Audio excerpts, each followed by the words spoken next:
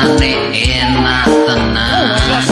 jajal sepisan sing marai cah edan-edan lah kok sirahku sing payu oleh kamplengan curhat ning embok lek durung rabi jondemok lah terus piye pacaran kok kaya ngene dasare simbok biyen lulusan ning pondok kudu sing kenceng aja nganti menggak-menggok wis ra kuat aku wis ra tahan aku timbang